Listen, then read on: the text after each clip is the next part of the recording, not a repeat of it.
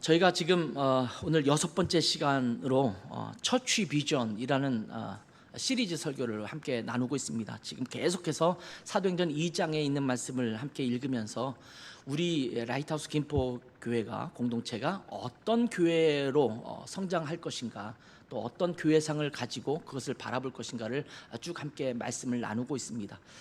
첫 번째 말씀 여러분 기억하십니까? 마음에 찔려 3천이나 더하더라. 우리 하나님의 말씀에 응답할 수 있는 공동체, 말씀이 찔려오면 그 말씀에 우리가 주님 앞에 또한 응답하는 공동체가 됐으면 좋겠다. 이렇게 함께 말씀을 나눴죠. 두 번째 말씀 기억하십니까? 말씀이 풍성한 교회, 말씀 공동체가 되는 교회가 됐으면 좋겠다. 세 번째는요, 기도에 오로지 힘썼다. 우리가 기도하는 공동체가 됐으면 좋겠다. 기도 제목이 마음껏 나뉘어지고 그 기도 제목들을 함께 공유하고 함께 기도를 할 수 있는, 마음을 다해서 함께 나눌 수 있는 그런 공동체가 됐으면 좋겠다. 함께 말씀을 나눴어요. 지난주에 교제하기를 힘쓰는 교회, 지난주가 아니고 지지난주죠. 교제, 성도의 교제가 무엇인가를 함께 나누었고요. 그리고 지난주에는 서로 내어주는 교회, 함께 모든 물건을 통용하듯이 서로의 필요에 민감하게 서로를 채우고 공급할 수 있는 공동체가 됐으면 좋겠다. 함께 말씀을 나눴어요. 오늘 말씀은 찬양이 넘치는 교회입니다. 제가 한 예화를 여러분에게 좀 말씀드리려고 하는데, 천국에서 베드로가 예수님과 더불어서 이제 이 땅에서 드려지는 예배를 이렇게 바라보고 있었습니다. 이거는 그냥 예화예요. 사실은 아니니까 너무 여기에 몰입하지는 마시고, 천국에서 온 땅에서 예배드리는 그 모습을 보았어요. 아마 주일날은 하나님이 굉장히 바쁘신 날일 거예요. 전 세계 시간차를 두고 계속 예배하고 있고, 심지어 시간차가 넘어가는데 우리처럼 오후 4시에 예배드리는 데도 있으니까 저쪽으로 갔다가 다시 이쪽도 봐야 되고 굉장히 바쁜 일정을 보내시고 있을 것 같아요. 이렇게 예수님과 더불어서 예배하는 광경을 이렇게 내려다보고 있는데, 수천 명이 예배를 드리면서 정말 찬송가를 부르고 있는 그 아름다운 한 교회가 눈에 들어왔습니다. 근데 한 가지 이상한 것이 있었습니다. 수천 명이 함께 모여서 찬송가를 부르고 있는데 이상하게 입만 뻐끔뻐끔 하는 것처럼 보이는 겁니다. 근데 찬송가 소리가 안 들려요. 근데 유일하게 어떤 아버지의 품에 안겨 있는 조그만 어린아이가 부르는 찬송 소리만 서툴게 천국에 이렇게 들려옵니다. 내 주를 가까이 하면서 이렇게 부르는 찬송이 천국에 들려와요. 그래서 베드로가 예수님께 이렇게 묻습니다. 예수님, 저기 저렇게 많은 사람들이 지금 찬송을 부르고 있는데 왜 여기에는 하나도 안 들리죠? 이렇게 물었습니다. 그랬더니 예수님께서 저 교회는 지금 저 어린아이 하나만 우리에게 상달될 수 있는 찬양을 부르고 있는 거고 나머지는 지금 다 헛것이야. 이렇게 말씀을 하셨다라는 이야기입니다. 어쩌면 오늘날의 교회가 드리는 예배 속에서 하나님 앞에 우리의 모습이 그렇지는 않은지 한번 돌아보아야 될 것 같습니다. 복음의 생명력이 있는 교회는 찬양이 살아 있습니다. 그 교회가 정말 그리스도의 생명력을 가지고 있는가를 살펴보려면 여러 모습이 있겠지만, 찬양을 드리는 성도들의 표정을 보면, 찬양의 소리를 들어보면 단번에 알 수가 있습니다. 저는 종종 다른 교회의 예배나 또 세미나 그리고 부흥회 이런 것에 강사로 가는 경우가 있었습니다. 많이 여러 교회를 방문하고 또 말씀을 전하기 위해서 이렇게 찾아간 적이 있었는데, 그럴 때마다 그 교회에 가서 찬양하는 모습을 보면, 예배 전에 또 모임 전에 찬송을 부르잖아요. 그 찬송하는 모습을 보면 이 교회는 정말 생명력이 있구나, 이런 것을 느끼는 교회가 있는가 하면, 어떤 교회는 이 교회는 좀 문제가 있다, 또 생명력이 좀 사라진 것 같다라는 생각을 가질 때가 있습니다. 물론 찬양하는 것만 가지고 속단하기는 좀 이르긴 하지만, 그럼에도 불구하고 대충 느끼는 느낌이 있다라는 겁니다. 복음의 생명력이 있는 성도는 그 사람이 찬송을 부를 때면 그 생명력이 밖으로 전달되어서 나옵니다. 그 영혼이 충만한 성도는 찬양이 살아있게 되어 있습니다. 그래서 그 사람이 예배에 참여해서 어떻게 예배하느냐에 따라서 굉장히 다른 것 같아요. 우리가 본받아야 할 초대 예루살렘 교회의 아름다운 특징, 지금까지 쭉 우리가 살펴보고 있는데, 그 특징 중에 또 한 가지가 더 있다면 그것은 바로 찬양입니다. 오늘 본문의 말씀 46절에서 47절의 말씀을 다시 한번 볼까요? 날마다 마음을 같이하여 성전에 모이기를 힘썼다. 그들은 성전에 모였어요. 예배하기 위해서, 말씀을 듣기 위해서 성전에 모였겠죠. 그리고 47절 상반부에는 이렇게 말합니다. 그렇게 모여서 하나님을 찬미했다, 이렇게 기록하고 있습니다. 이 예루살렘 교회의 여러 모습을 열거하면서 그 중에 빠지지 않았던 것이 찬미했다라는 겁니다. 바울 사도가 서신서를 통해서 교회들에게 편지할 때 찬송에 대한 이야기를 많이 합니다. 너희가 모일 때 찬송시도 있으며, 이런 표현을 하잖아요. 그들이 모일 때 빠지지 않았던 것이 무엇이냐? 찬송을 부르는 것입니다. 코로나 시즌을 지내면서 참 힘든 시절을 보냈잖아요. 그 중에 하나가 뭐냐면 찬송을 못 부르는 거예요. 이 마스크 끼고 불렀으면 좋겠는데 그것도 못 부르게 하고, 또 성가대도 못 쓰게 하고, 특성도 못 하게 하고, 이래서 정말 힘든 시기를 보내지 않았습니까? 오히려 온라인으로 집에서 드릴 때는 집에서 그냥 막 큰 소리로 예배를 드릴 수 있으니까 좀 나은데, 교회에 모이면 그 찬송 부르는 게 없어서 좀 힘든 것 같아요. 얼마 전에도 추도 예배를 함께 드리러 추모공원을 갔는데, 거기에 예배실이 있어서 예배를 드리려고 하는데 그 주최 측에서, 그 사무실에서 찬송 부르지 마라, 이렇게 얘기하더라고요. 찬송 없이 그냥 말씀 나누고 함께 기도하려니까 뭔가 빠진 것 같은 그런 느낌을 갖게 하더라고요. 이 예루살렘 교회는 모일 때마다 빠지지 않았던 것 중에 하나가 말씀을 나누고 또 기도하고 그랬지만, 또 하나가 찬송을 빠지지 않았다라는 것입니다. 하나님의 거룩하심과 존귀하심과 영광스러움을 날마다 찬양했다라는 것입니다.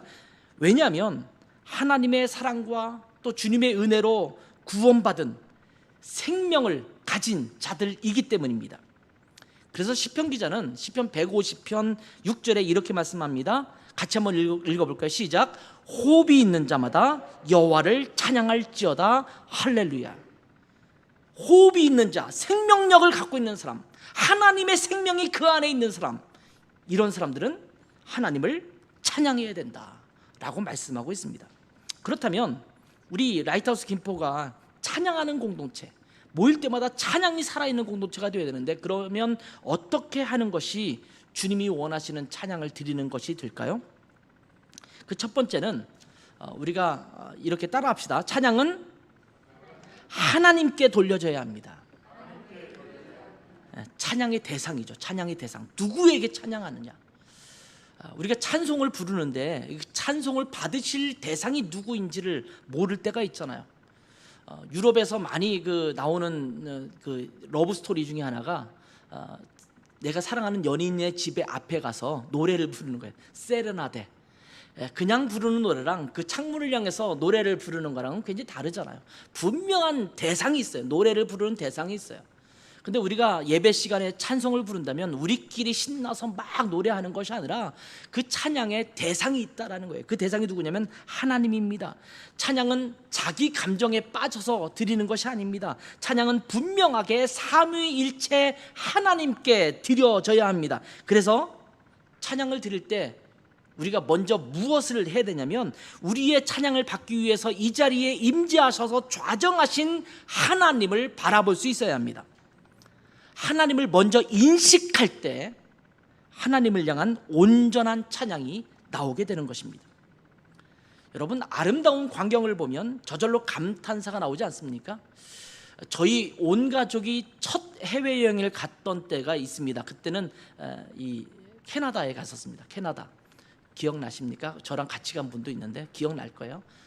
캐나다에 가서 빅토리아 섬도 가보고 로키 산맥도 가봤습니다.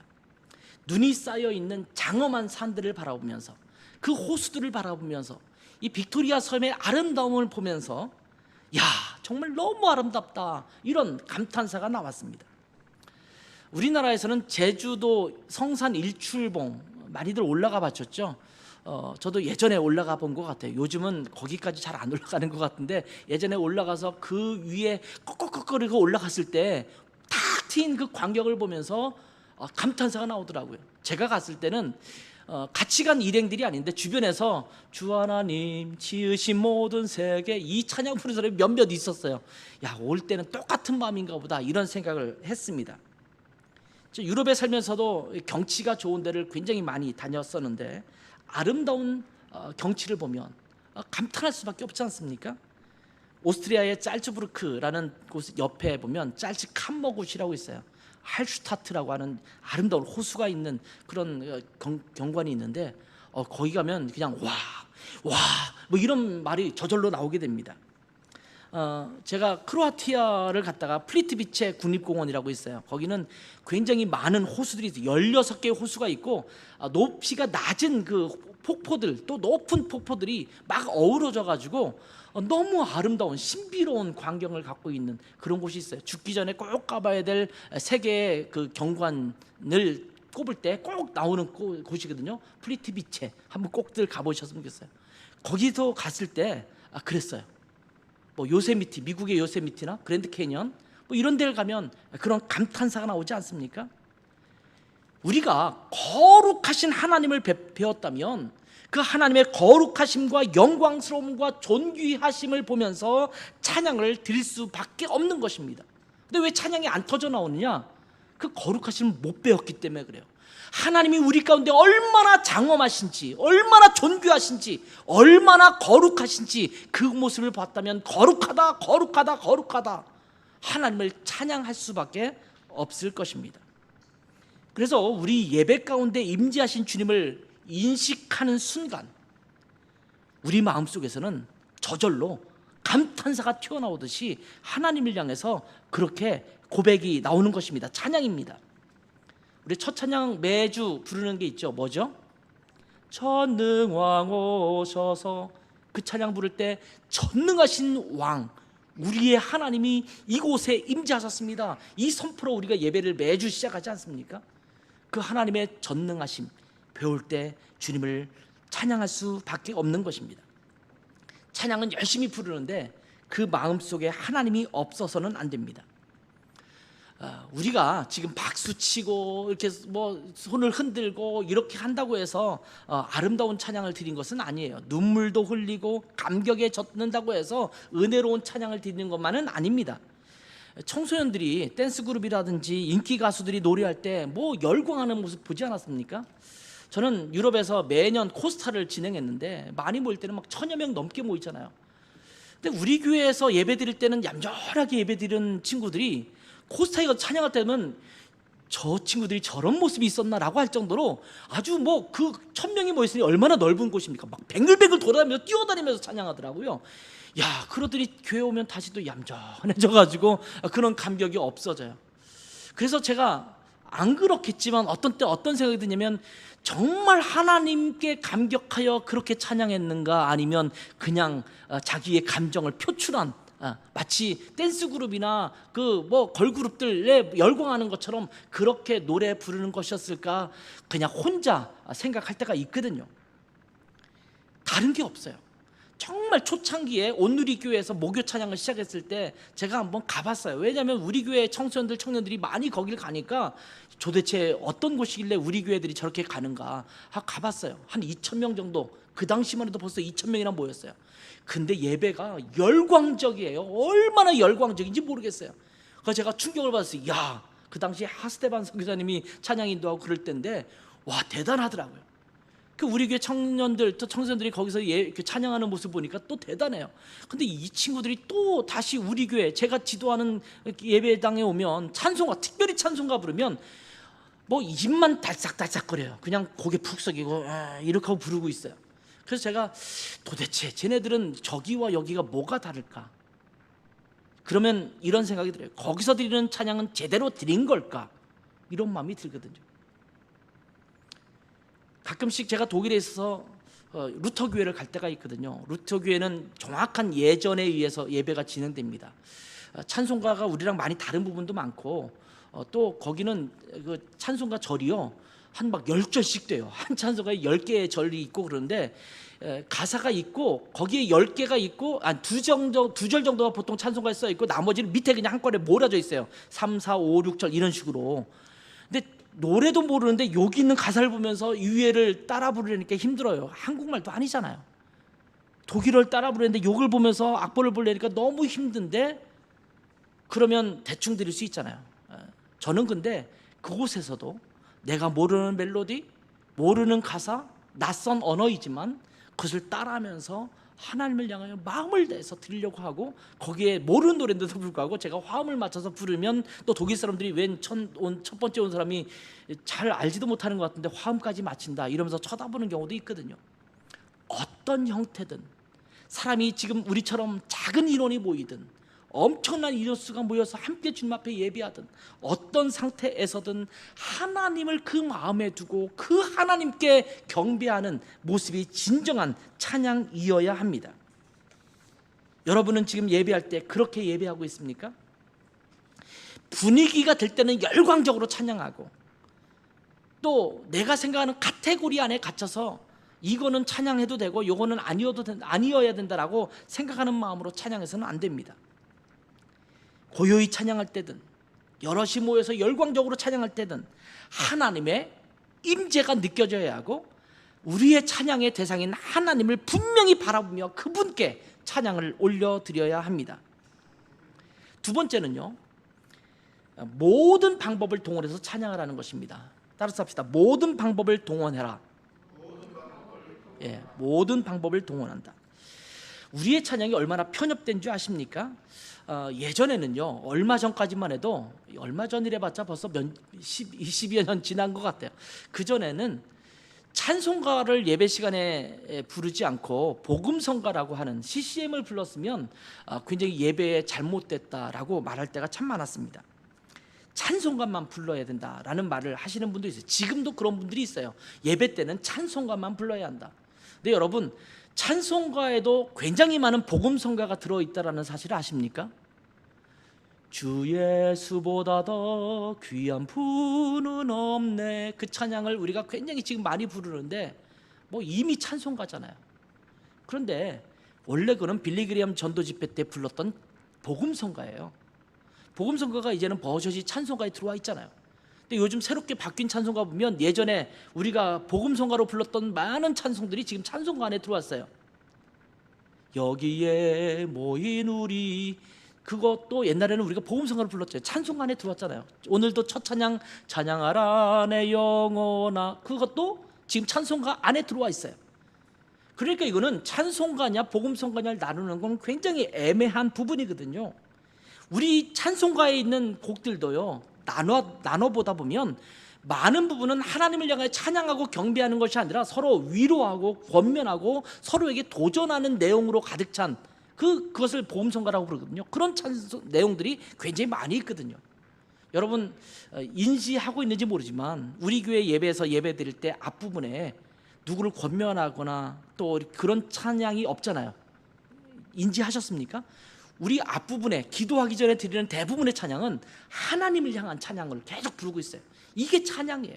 그것이 CCM 카테고리에 있든 찬송가 안에 있든 관계없이 하나님을 대상으로 그분을 노래하고 그분을 찬양하고 그분을 높이는 것이 바로 찬양이거든요. 이 찬양을 부를 때 모든 방법을 다 동원해야 합니다. 어떤 사람은요, 예배 시간에 악기를 동원하면 안 된다라고 말씀하시는 분도 있어요. 그래서 다른 악기를 동원하지 않고 그냥 예배 드려라, 무반주, 또는 지금도 유럽은 대부분의 루터 교회들을 비롯해서 많은 교회들이 올겐 말고는 반주로, 예배 반주로 쓰지 않습니다. 그래서 여러분 유럽에 있는 교회를 가보면 대부분의 교회들이 파이프 올겐이 다 있어요. 제가 목회했던 교회도 그냥 우리 한인교회잖아요. 저희 교회도 파이프 올겐이 있었어요. 피아노를 있는, 예배당 안에 피아노 있는 루터 교회는 그렇게 흔치가 않습니다. 다른 방에 세미나실에 있거나 그렇긴 하지만, 그래서 저희가 예배 드릴 때는 피아노를 옮겨다 갖다 놓고 예배를 드릴 때가 참 많았거든요. 왜냐하면 피아노는 중세 때까지 사탄의 악기였어요. 술집에서 바에서 이렇게 연주하는 악기였기 때문에 예배 음악에는 쓸 수 없다라고 규정을 했어요, 예전에. 지금은 물론 허용을 하고 있습니다만 지금도 유럽에는 대부분의 교회가 올겐만 연주하지 피아노를 연주하지 못하게 만듭니다. 근데 한국 교회는 피아노 없이는 또 예배 못 드리잖아요. 뭐 저희 교회는 피아노 없이도 기타 하나만으로도 예배를 합니다만, 그런데 이 기타는 더 심하죠. 제가 고등학교 막 졸업할 때 이때 기타 치면서 뭘 했다가 집사님들한테 되게 혼났거든요. 예배 시간에 특송한다고 올라가서 기타 쳤는데 예배 끝나고 우리 안수 집사님들이 와가지고 도대체 이 망령된 행실을 한다고 그러면서 욕을 엄청 먹었던 기억이 나요. 그 당시 이동호 목사님이 담임 목사님이셨는데 이동호 목사님 저희를 막 옹호해 주시고 그리고 다른 집사님들은 막 손가락질하고 그랬던 기억이 나요. 예전에 제가 어떤 그 교회죠. 그 교회에서 수련회를 가서 찬양 인도자로 제가 갔거든요. 성가대 수련회 했어요. 찬양 인도 해달라고 해서 3박 4일 동안 제가 찬양 인도하러 갔는데, 아니 수련회 가서 찬양 인도할 때 기타 안 치면 뭘 치겠습니까? 기타 치고 찬양했는데 또 안수 집사님이 벌떡 중간에 일어나서, 노래하는 중간에 일어나서 안전도사 지금 뭐 하는 거예요? 어디서 여기서 기타를 치면서, 이렇게 한 소리를 들었어요. 그래서 제가 찬양 인도하다가 멍하니 잠깐 멈췄다가 그분에게 양해를 구하고 계속, 저도 좀 약간 대가 세거든요. 계속 찬양했던 그런 기억이 납니다. 기타를 쳐도 안 된다라고 생각하는 때가 있었습니다. 여러분, 지금 우리가 부르는 굉장히 많은 노래들이 중세 때 세상 노래였다라는 것을 아십니까? 시온 성과 같은 교회, 이 찬양은 제가 살던 독일의 국가입니다. 국가. 내 주여 뜻대로, 그 노래는 그 베버 있죠. 8마력 폼 베버. 저희 드레스덴에서 이게 음악을 했던 베버가 쓴 곡인데, 마탄의 사수라는 거기에 나오는 그냥 주제부예요. 거기다가 우리가 가사를 붙여서 지금 부르는 거거든요. 굉장히 그런 노래들이 많아요. 그런데 지금 우리는 그 노래는 굉장히 거룩한 노래, 지금 우리가 부르는 노래는 그냥 찬송을 위해서만 불려지고 작곡된 노래임에도 불구하고 굉장히 경박하고 쓸 수 없는 노래로 규정하는 때가 너무나 많은 것 같습니다. 여러분, 시편 150편 3절에서 5절 말씀을 한번 보세요. 한번 같이 읽어보겠습니다. 시작. 나팔 소리로 찬양하며 비파와 수금으로 찬양할지어다. 소고치며 춤추며 찬양하며 현악과 퉁소로 찬양할지어다. 큰 소리 나는 재금으로 찬양하며 높은 소리 나는 재금으로 찬양할지어다.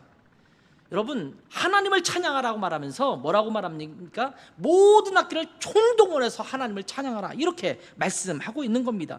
할 수 있거든. 모든 악기를 다 동원하고 온몸을 다해서 찬양해야 합니다. 그래서 제가 아까 손을 좀 들어봐라, 손뼉을 쳐봐라, 이렇게 말한 거예요.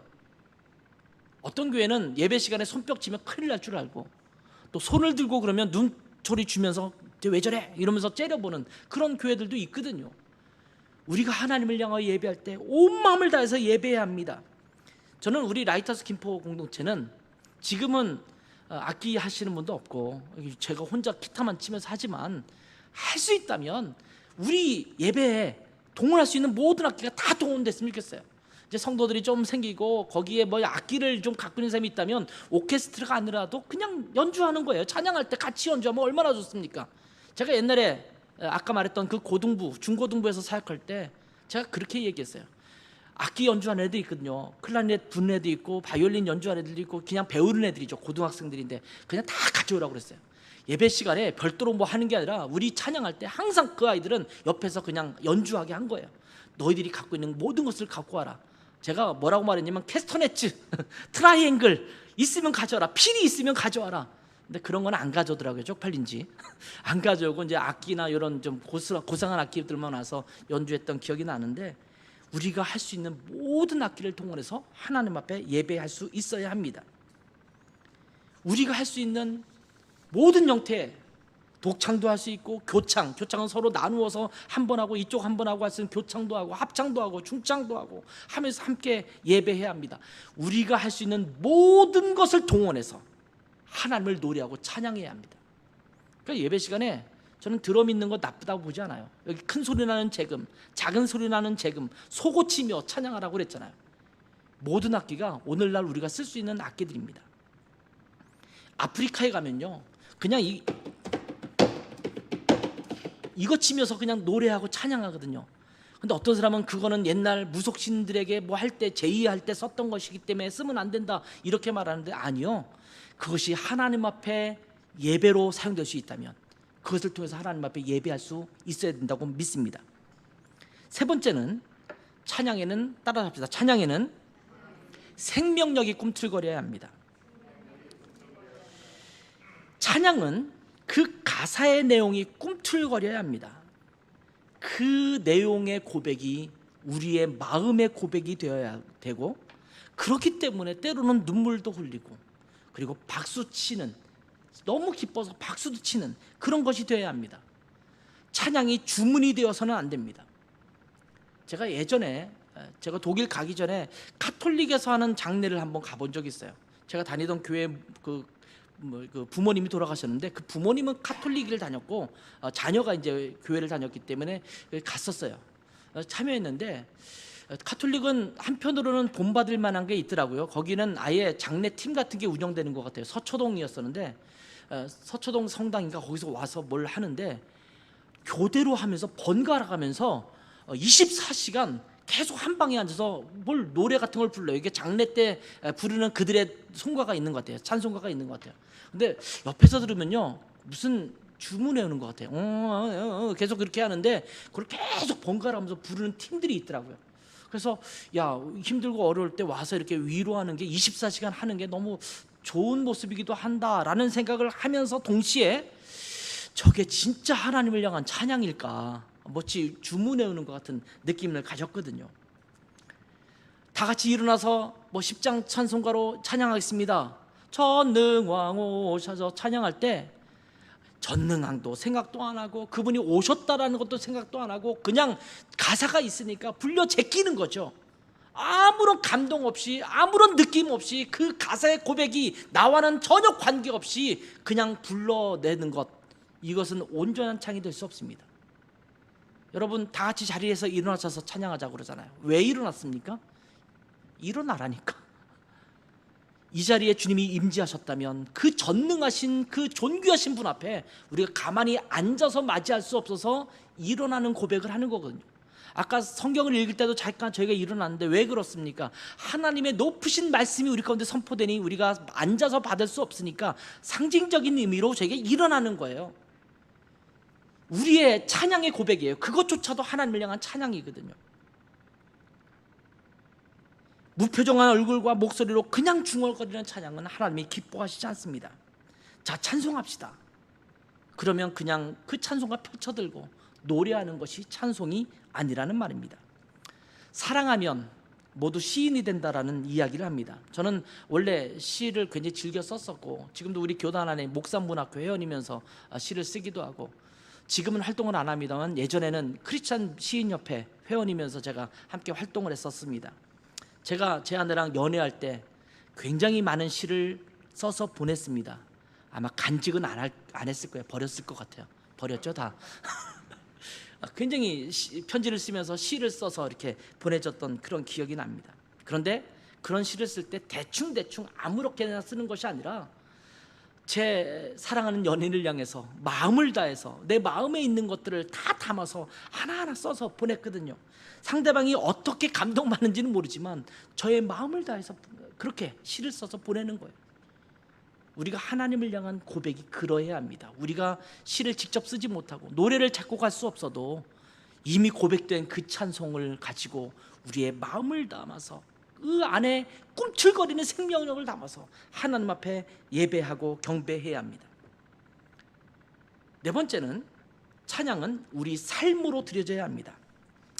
찬양은 하나님께 영광을 돌리는 것입니다. 그렇기 때문에 우리의 삶이 뒷받침되지 아니한 입술만의 찬양은 진실한 찬양이 될 수 없습니다. 우리의 삶 자체가 먼저 하나님께 영광을 돌리는 그런 삶이 되어야 합니다. 에베소서 1장 12절을 같이 한번 읽어보겠습니다. 같이 읽습니다. 시작. 이는 우리가 그리스도 안에서 전부터 바라던 그의 영광의 찬송이 되게 하려 하십니다. 자, 우리 자신이 뭐가 되기를 원하셨어요? 하나님을 향한 영광의 찬송이 되기를 원한다, 이렇게 말씀하고 있습니다. 찬송이 되게 한다고 하니까 우리가 맨날 다니면서 노래를 흥얼거려야 된다고 생각할 수도 있는데 그게 아니죠. 우리 자신 자체가 하나님 앞에 찬송이 되어야 된다라고 말씀하고 있는 겁니다. 삶이 하나님께 기쁘게 드려지면 우리의 찬양은 생명력을 갖게 됩니다. 아무리 큰 소리로 주님 앞에 찬양했다 하더라도 내 삶이 하나님이 기뻐하시는 찬송이 되지 못하면 그 찬양은 죽은 찬양입니다. 우리의 삶이 없기 때문에 찬양이 죽어가는 것입니다. 삶 속에서 말씀대로 승리하는 삶을 살아가야 하나님을 경험할 수 있습니다. 그러면 우리의 삶에서 찬송이 우러나오는 것입니다. 저는 굉장히 많은 그 CCM 가수들도 알고 있고 또 작곡자들을 많이 알고 있어요. 근데 그들이 쓰는 그 시 또 노래마다 그들의 고백이 담겨져 있어요. 하나님을 경험한 그들의 고백, 이것이 찬송이 되고 찬양이 되는 것이거든요.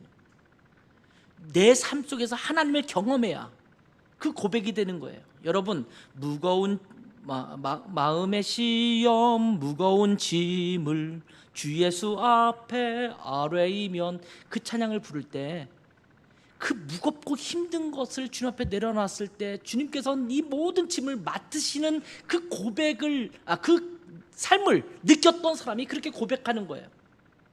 여러분, 우리가 많이 부르는 찬송가 있죠. 내 마음 평하다, 이런 찬양 있잖아요. 자기 아내와 또 자식을 배 사고로 인해서 다 잃은 그분이 스패포드라는 분인데, 그분이 그곳을 다시 여행하다가 그때 부른 고백이거든요. 내 삶 속에 풍파가 인다 하더라도 내 마음은 그리스도 예수 때문에 평안합니다. 이 삶이 있기 때문에 그 고백으로 찬송이 나오는 겁니다. 우리는 이제 매주 예배 드릴 거고요, 또 우린 예배 때마다 찬송을 빼놓지 않고 할 겁니다. 지금까지 우리 교회는 찬송을 잘 드렸다고 생각해요. 여러분 열심히 또 주님을 향하여 마음을 다해서 예배하고 찬양했다고 저는 생각합니다. 그런데 이것이 여기서 그치지 말고 계속되는 예배 가운데 우리가 모일 때마다 주님할 때, 찬양할 때 이 우리 라이트하우스 김포의 찬양이 살아있는 찬양이 되기를 간절히 소망합니다. 우리 교회의 찬양이 바뀌기를 바랍니다. 그러면 그 찬양이 우리에게 생명력을 주고 그 생명력이 다시 찬양하게 하고 이 선순환이 우리 삶 가운데 계속적으로 이루어지기를 바랍니다. 찬송 부를 때마다 살아계신 하나님을 고백하고 그 임재하심을 느낄 수 있는 복된 찬양의 교회가 되기를 주님의 이름으로 축복합니다. 기도하겠습니다. 하나님 아버지, 저희가 매주마다 예배하면서 또 모일 때마다 주님을 찬양하고 노래하는데 불러 제끼는 노래가 되지 않게 도와주시고, 지절되는 의미 없는 정말 귀에 소음처럼 들리는 그런 것들이 되지 않게 도와주시고, 임재하신 하나님을 향하여 주님께서 받으시기에 합당한 그러한 찬양으로 드려지는 우리 공동체가 될 수 있도록 축복해 주시기를 원합니다. 분위기는 큰 교회에 미치지 못하지만, 피아노 반주 하나 없지만 적은 인원이 모여서 드리는 낯선 찬양들을 이제 악보를 보면서 떠듬떠듬 불러야 되는 그런 성도들도 많지만, 그럼에도 불구하고 우리 가운데 임재하신 주님을 향하여 고백을 담아 마음껏 노래하고 경배하는 찬양이 살아있는 교회로 세워질 수 있도록 축복하여 주시옵소서. 예수님의 이름으로 기도했습니다. 아멘.